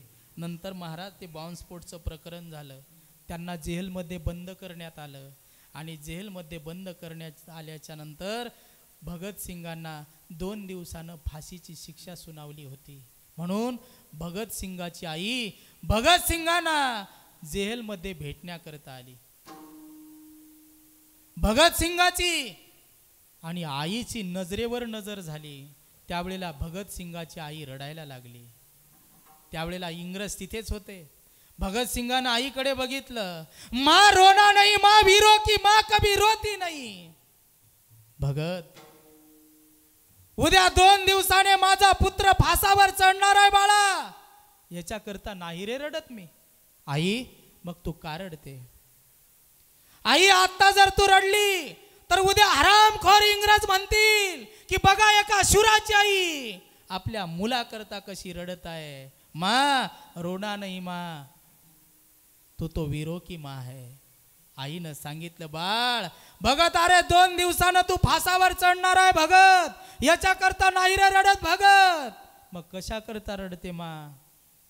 त्यावेळेला आईनं उत्तर दिलं, बाळा, या धर्माकरता, या मातीकरता, या देशाकरता माझा एकच मुलगा फासावर चढतोय.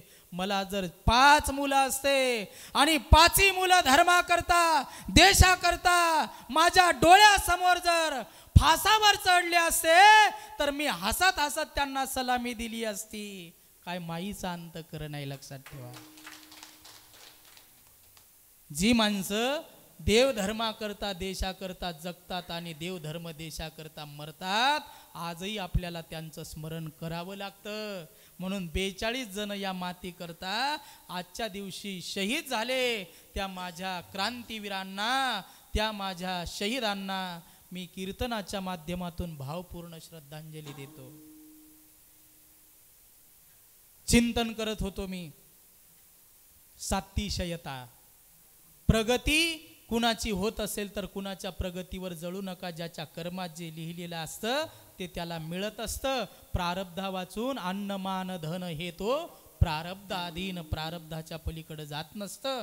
म्हणून मला चिंतन करायचं आहे. सातिशयता, हे 4 दोष कळाले. आता शेवटचं एक उदाहरण सांगतो आणि माझी सेवा या ठिकाणी थांबवतो. दृष्टांत काळजीपूर्वक ऐका. पूर्वीचा दृष्टांत आहे. आमचे गुरुवर्य जंगले महाराज शास्त्री सांगायचे, एक बाहेरचा जावाई म्हणे लांबून सासरवाडीमध्ये आला. आता सासरवाडीमध्ये जावाई आल्याच्या नंतर सर्वात जास्त आनंद कोणाला होत असतो? कोणाला? चोपदार बाबा, सासूला. तुम्हाला सासऱ्याला होत नाही का? होतो का? हा, सासऱ्याला पण होतो आणि सगळ्यात जास्त सासूला होतो. ते लांबून आले आणि लांबच्या जावयालाच किंमत असते. चोपदार का घर जावयाला? लांबच्या. पहा तुम्ही, लांब जावाई सुद्धा, मध्यम जावाई आधा आणि घर जावाई गधा म्हणायले. गधा? अहो, लांब जावाई सुद्धा, मध्यम जावाई आधा आणि घर जावाई गधा. झाले असतील घर जावाई तर घ्या उद्या.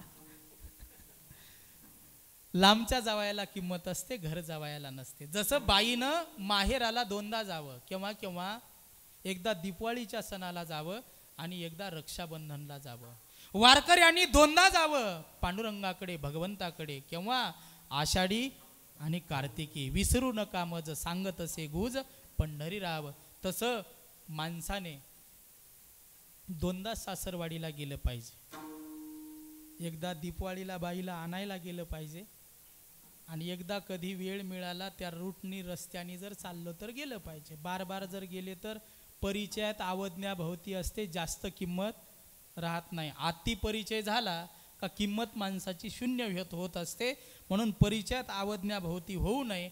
1-2दा गेलं साहजिक आहे. तो आला. आल्याच्या नंतर श्रावणाचे दिवस होते. धो अशीच पावसाळा होता, पाऊस पडू लागला. त्यावेळेला सासूला आनंद झाला आणि सासूनं ठरवलं की जावयाला पंचपक्वान्नाचं भोजन करायचं. तिनं सुंदर सुंदर पंचपक्वान्नाचे आयटम बाकीचे केले. त्यामध्ये एक तिनं ठरवलं होतं की एक बासुंदी करायची. बासुंदी. श्रावण महिना, पावसाळ्याचे दिवस, धो पाऊस चालू होता. जुना काळ होता. आताच्या सारखी काय गॅस, शेगड्या याची काय व्यवस्था नव्हती. जुन्या काळात चुली होत्या ना, चुली मातीच्या चुली होत्या. म्हणून तर म्हणतात जुनं ते सोनं. आता नवीन अवघड आहे. जुनं ते खरं सोनं होतं. जुन्या काळात बाबा शाळाही चांगल्या होत्या, शाळेत गोड गोड कविताही होत्या ना. कोणत्या कविता होत्या शाळेत? शर आला तो धावूनी आला काळ, विव्हळला श्रावण बाळ. गोड कविता होती. या बालानो या रे या, लवकर भर भर सारे या, मजा करा रे मजा करा, दारू प्यारे दारू प्यारे दारू प्या. नव्हती ना अशी? नव्हती. ती कविता गेली. नंतर ती शेंगदाण्या वटाण्याची आलीस, नंतर तिळाची आली बाबा, 7 जणीने तिळ वाटून खाल्ला. आता कविता आल्यात, Johnny Johnny eating sugar, open your mouth. Ha ha हा. आता सगळं हा हा झालं, बिघडलं सगळं. चला जुनं ते सोनं. म्हणून सासूबाईनं चूल पेटवली आणि चूल पेटवल्याच्या नंतर पावसाने लाकडं ओली झालेली होती. ओली झालेली असल्यामुळे सगळं धुपणच होत नव्हतं. ते काय आग्नी भडकत नव्हता, पेट घेत नव्हता. अशा वेळेला सर्दीचे दिवस आणि सासूबाईला श्रावणात नेमकी झालेली होती सर्दी झालेली. जावाई पुढे बसलेले, बासुंदी घोटण्याचा कार्यक्रम चालू झाला आणि तेवढ्यात मात्र जावयाचं लक्ष सासूबाईकडे गेलं. चर्चा करत असताना सासूबाईच्या नाकातली गंगा थोडी गडबड करू लागली. धुपण जसं जसं वाढत होतं तशी तशी गंगा धावत एक्सप्रेस येत होती. इथपर्यंत आली. जावयानं विचार केला, आता आपलं काही खरं, पडली का मी मेलोच म्हणे, आपलं काही खरं नाही. इथपर्यंत आली तशीच त्यांनी अशी वर वळली. एकदाचा वाचलो गड्या म्हणे. जसं जसं धुपण वाढत होतं तशी तशी ती पटदिशी एक्सप्रेस धावली तशीच पातेल्यात पडली. सासरे बुवा आले, बासुंदी झाली, दोघांच्या समोर ताट आले. दृष्टांत काळजीपूर्वक ऐका. बासुंदी समोर आल्याच्या नंतर जावयानं सांगितलं, सासूबाई गावात मध्ये तुमच्या येत असताना हिंगोलीचा मी दवाखाना केला. डॉक्टरने सांगितलं की तुम्हाला शुगर झालेली आहे, गोड खाऊ नका. मला गोड जमत नाही. सासू म्हणे, जावाई बापू एवढा आटापिटा करून ही तुमच्याकरता मी केली आणि तुम्ही म्हणता गोड जमत नाही. तुम्हाला माझ्या मुलीची शपथ आहे, एक तरी वाटी प्यावीच लागेल. हे म्हणे, तुझी मुलगी जर मेली, मनातल्या मनात तुझी मुलगी मेली तर मी बायको दुसरी करील, पण बासुंदी पिणार नाही. शेजारी बसून कोण होता? सासरा. सासऱ्यानं वाटी माग वाटी, वाटी माग वाटी, वाटी माग वाटी, अर्ध पातेलं बासुंदी साफ केली. बासुंदी साफ केली.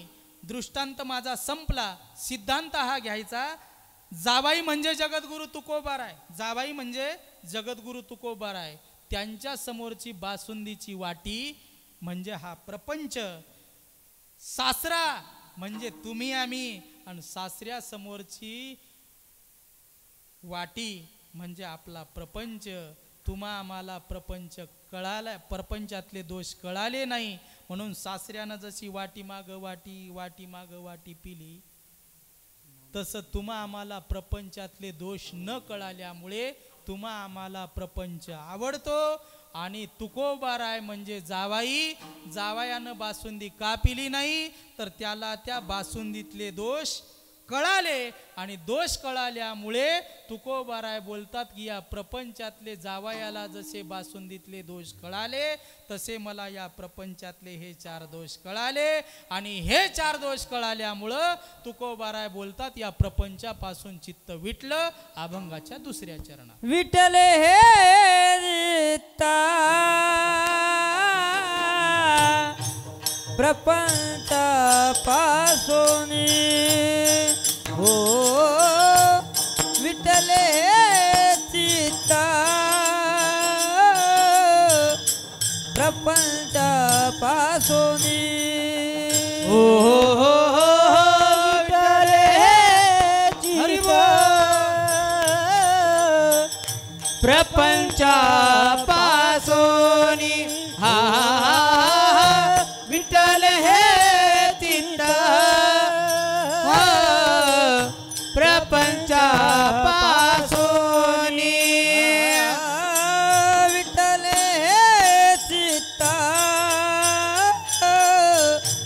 प्रपंच पासून विठ्ठले हे चित्ता चित्ता प्रपंच पासून हो हो हो हो विठ्ठल हे चित्ता चित्ता प्रपंचा पासून विठ्ठल हे चित्ता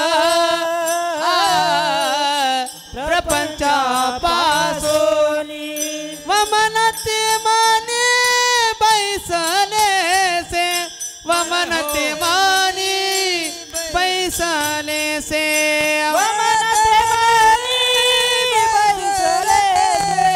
वमनते मानी बैसले से वमनते माने बैसले से वमनते माने बैसले से वमनते मानी बैसले से वमनते मानी बैसले से हो हो हो हो विठ्ठल हे चित्ता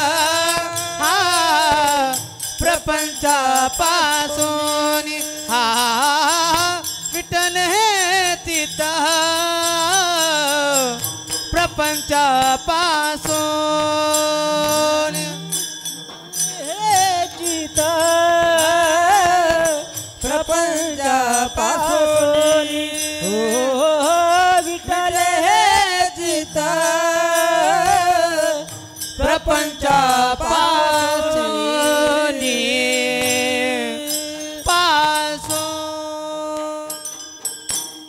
दुसऱ्या चरणामध्ये महाराज म्हणतात या प्रपंचापासून माझं चित्त विटलं का तर या प्रपंचात 4 प्रकारचे दोष आहेत. नाम आवडलं असं प्रथम चरणात म्हणतात का तर नामात 4 प्रकारचे गुण आहेत. गुण कोणकोणते आहेत ते सांगितलं. या प्रपंचात 4 प्रकारचे दोष कोणते आहेत याचं वर्णन केलं. एकदा ज्या ज्या पुरुष मंडळींना हात आहेत त्या सर्वांनी हात वर करायचे आहेत. फक्त पुरुष मंडळी, महिला मंडळी नाही, पुरुष मंडळी असे हात वर करा, टाईट करा. केले का? केले ना? हां, राहू दे आता रात्रभर तसेच. अहो नाही ठेवत. मी ज्ञानेश्वर महाराज की म्हणतो एवढ्या जोऱ्याने जय म्हणा. आपला आवाज जास्त येतो का महिला मंडळीचा येतो आपण बघू. हां, जोऱ्याने आवाज द्या फक्त. ज्ञानेश्वर महाराज की जोऱ्याने द्या. बजरंगबली हनुमान की, जगद्गुरु तुकाराम महाराज की जय. श्री संत नामदेव महाराज की, छत्रपती शिवाजी महाराज की, भारत माता की जय. गो माता की जय. अपने अपने माँ बाप की, अपने अपने बायको की. आता बायको की जय म्हणायला लागले ते तर. विनेकरी बाबा जोऱ्यानं बोलले. जाऊ द्या, ठीक आहे. बायको की जय तर जय. चला, महिला मंडळीने आता बसल्या बसल्या आवाज द्या. हात वर करायचे नाही, आवाज द्यायचा. जनाबाई की जोऱ्यानं द्या ना. भांडणं करताना कशा दात खाऊ खाऊ शिव्या देता. थोडा जोऱ्याने आवाज द्या. जनाबाई की, मीराबाई की, सखूबाई की. वा वा, सर्वांना धन्यवाद. ज्यांना ज्यांना हात आहेत जोरदार हाताने सर्वांनी टाळी वाजवायची. भजन करायचं आहे. विठोबा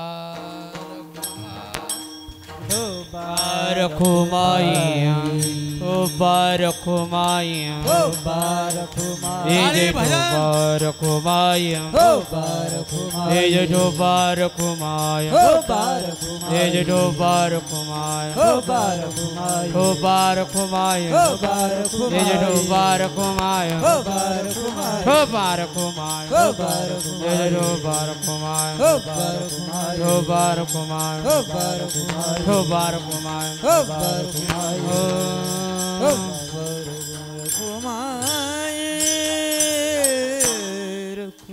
धावत्या वेगात अभंगाच्या फक्त 2 चरणाचा भावार्थ सोडण्याचा प्रयत्न केला. यात जे काही बरोबर असेल ते माझे गुरुवर्य पुंडलिक महाराज जंगले शास्त्रीजी यांचा आहे, साधू संतांचा आहे. बोलण्याच्या ओघाओघात माझ्याच्याने कळत न कळत एखादा अपशब्द गेला असेल, तुमचा मुलगा म्हणून, तुमचं लेकरू म्हणून मला क्षमा करा. कारण जे बोललो असेल ते तुमच्या हिताचं बोललो असेल. इथे माझं काहीही जाणारं नाही. येथे कवनाचे कायबा गेले ज्याचे त्याने अनहित केले, माझं काहीही जाणार नाही, लक्षात ठेवा. म्हणून जाता जाता 1-2 संदेश देतो. 1-2 संदेश प्रत्येकाने आपापल्या घरी घेऊन जा. सर्वप्रथम नवयुवक तरुण मंडळीसाठी माझा एक महत्त्वाचा संदेश असेल.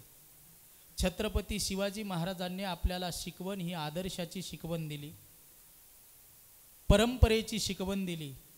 छत्रपती शिवाजी महाराजांच्या जयंतीच्या दिवशी DJ लावून नाचून तुमचाही वेळ व्यस्त करू नका आणि आपल्याही क्रांतीवीरांची, महाराजांची विटंबना होईल अशी जयंती साजरी करू नका.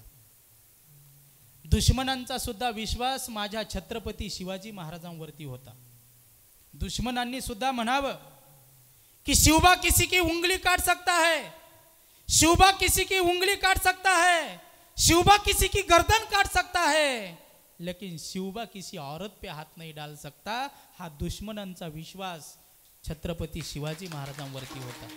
म्हणून माझ्या नवयुवक तरुण मंडळींनी आपण छत्रपती शिवाजी महाराजांच्या स्वराज्यात जन्माला आलो याचं भान ठेवून आपण आपली संस्कृती नवयुवक तरुण मंडळींनी जोपासली पाहिजे. हा तरुणांसाठी माझा पहिला संदेश असेल. दुसरा संदेश माझ्या बहिणीकरता आहे की ज्या बहिणींचे सध्या लग्न व्हायचे आहेत आणि त्या शाळेत कॉलेजला वगैरे असतील. प्रत्येक बसलेल्या माझ्या आई बहिणी आहेत, तुम्ही माझे मायबाप आहात. महत्त्वाचं वाक्य असेल, वाक्य अतिशय महत्त्वाचं आहे आणि प्रत्येकाच्या उपयोगी येणारं आहे.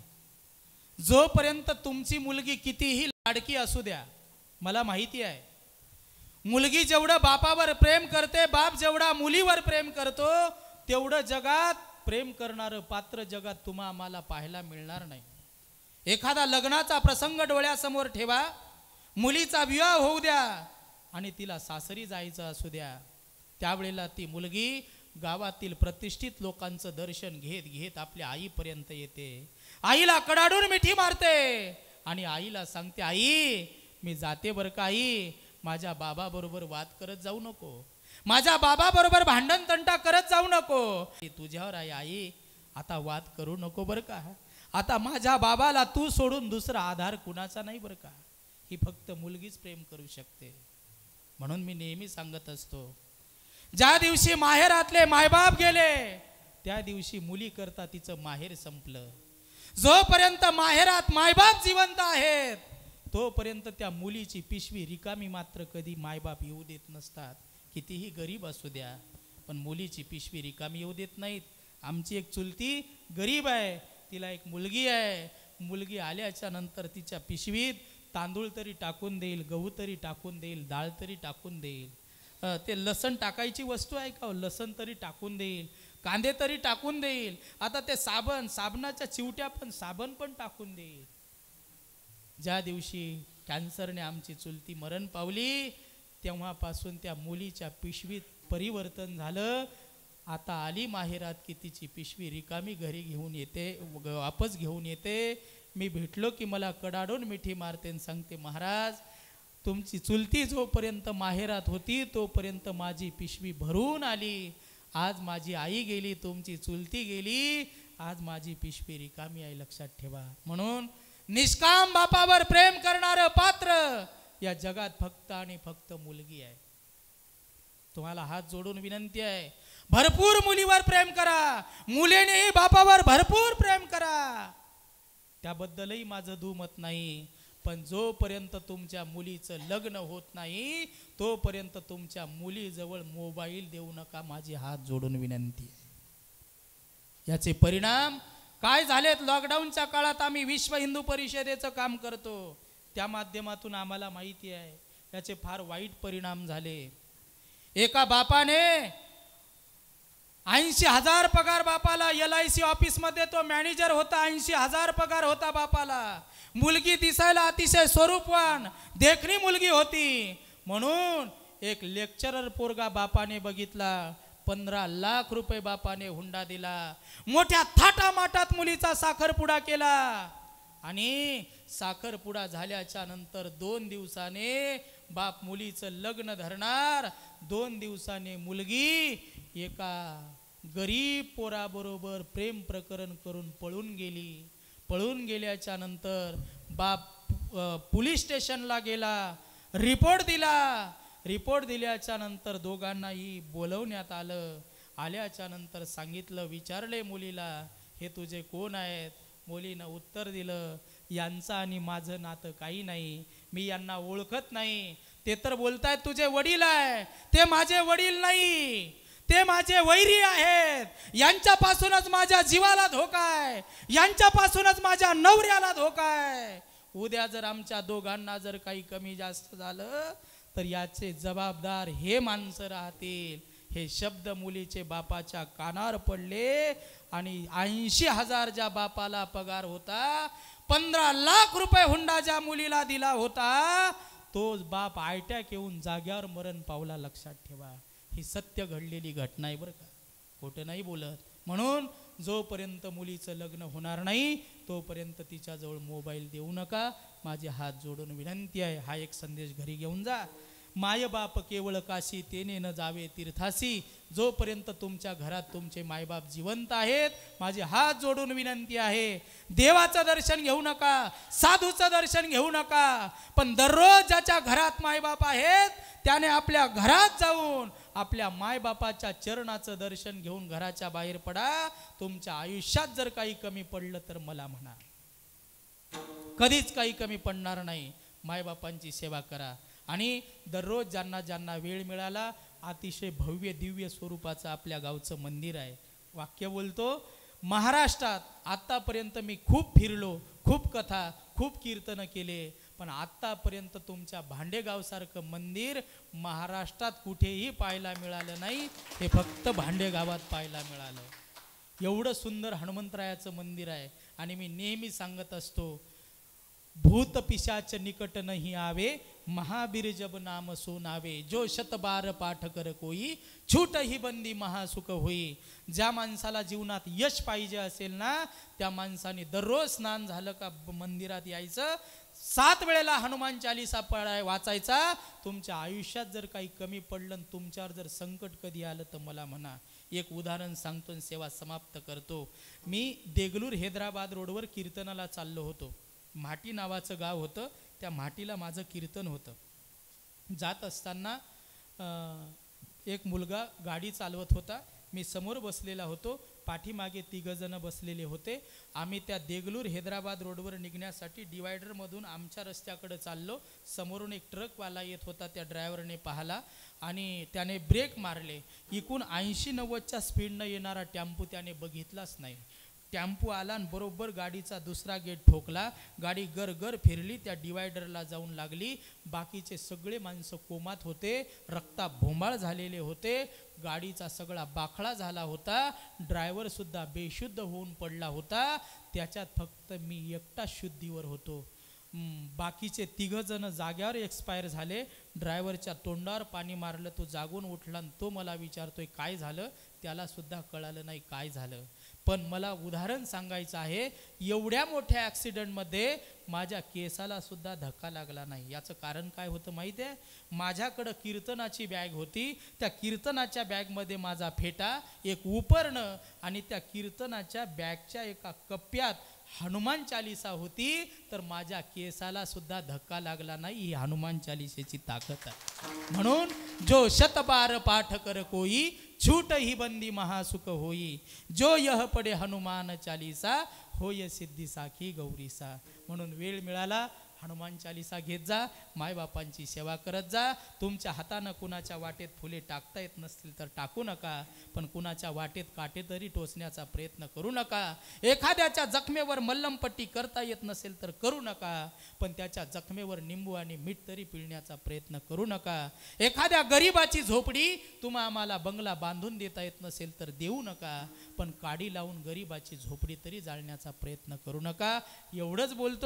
झालेली सेवा हनुमंतरायाच्या चरणी, आपल्या भांडेगाव येथील समस्त ग्रामस्थ गावकऱ्यांच्या चरणी, आमचे सोपान दादामुळे हा सुंदरसा योग या ठिकाणी आलेला आहे.